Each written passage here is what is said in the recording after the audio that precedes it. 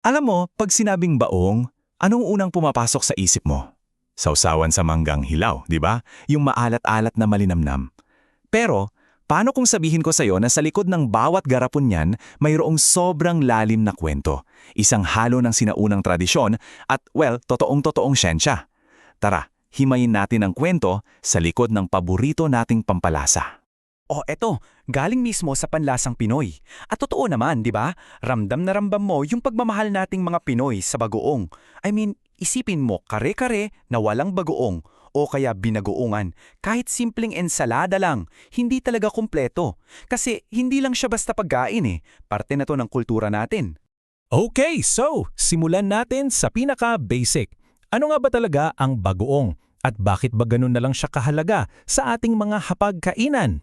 Sa pinakasimpleng paliwanag, yan yung paste na gawa sa isda o hipon, na fermented, binuro. At yung proseso ng fermentation, yun yung nagbibigay sa kanya nung kakaibang alat at umami na nagpapasarap sa halos lahat ng pagkain.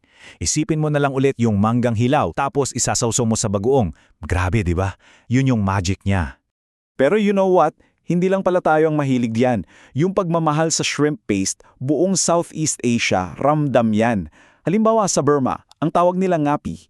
Sa Thailand naman, kapi. Tapos sa Indonesia, terasi.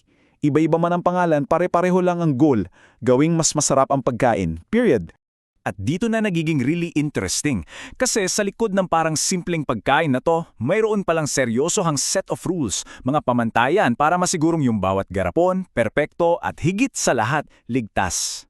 Okay? Meet our guide for this deep dive. Ito ang Philippine National Standard, o in short, PNS/FDA 37-2014. Sounds technical, no? Pero ito yung parang rulebook. Ito yung nagsasabi kung paano ba dapat gawin ng baugong, yung tama, yung consistent ang quality, at syempre, yung safe para sa ating lahat. So anong sabi sa rulebook? Basically, dalawa lang ang main ingredients. Simple, di ba? Pero wag ka, sobrang stricto ng requirements. Una, yung isda o hipon, dapat sariwang-sariwa at malusog. Tapos yung asin, hindi pwedeng kahit anong asin lang. Kailangan food grade at sumusunod pa sa batas for iodized salt. Seryoso sila dyan. At ganyan sila kadetalyado. Tingnan nyo to, mula sa mata ng isda, sa hasang, hanggang sa laman. Lahat yan may checklist para masigurong yung ginagamit na sangkap, top quality talaga. Walang lusot. Okay, so paano ba nagiging baong ang sariwang isda at asin? Silipin natin ngayon yung puso ng buong proseso, yung fermentation journey. Ayan! Fermentation. Based sa mismong definition sa standard, ito yung proseso kung saan yung mga organic stuff, hinihimay siya into simpler parts. Para mas madaling maintindihan, isipin nyo na lang na may milyon-milyong microscopic chefs diyan.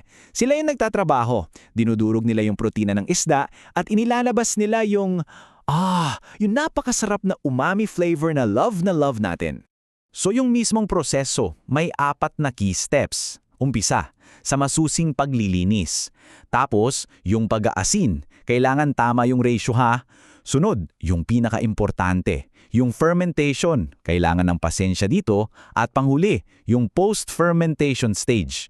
Kita nyo, bawat step mahalaga. Hindi ito basta halo-halo lang. Science to. Siyempre, hindi lang lasa ang importante. Actually, mas mahalaga yung safety. Paano ba natin nasisiguro na yung bawat kutsarang sinusubo natin ay ligtas? Dito pumapasok yung konsepto ng HACCP. Ano to? Well, isa siyang sistema para ma-identify, ma-evaluate at ma-control yung mga panganib bago pa man mangyari. Kumbaga, preventive. Mula sa isda hanggang sa nakaboteng produkto, may bantay.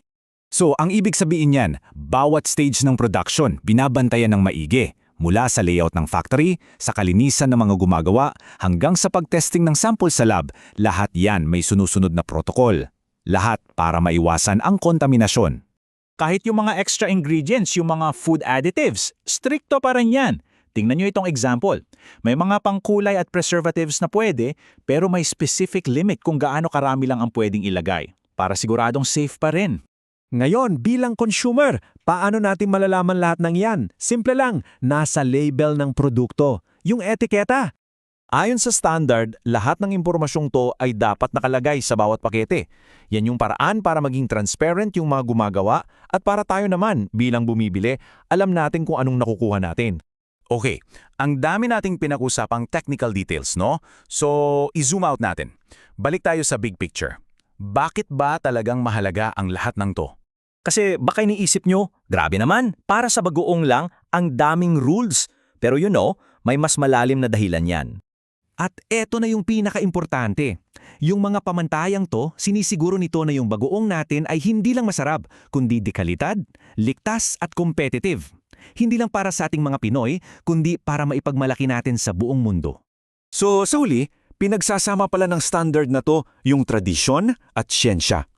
Sinisiguro nito na yung bagoong na minanapa natin sa ating mga ninuno ay hindi lang basta mananatiling masarap, kundi magiging ligtas at isang tatak ng galing ng Pinoy. Kaya sa susunod na kumain ka ng mangga at bagoong o kaya kare-kare, baka maalala mo to, na sa likod ng simpleng alat at linamnam na yan, mayroong kompletong siyensya. Hindi ba't mas lalo siyang sumasarap isipin?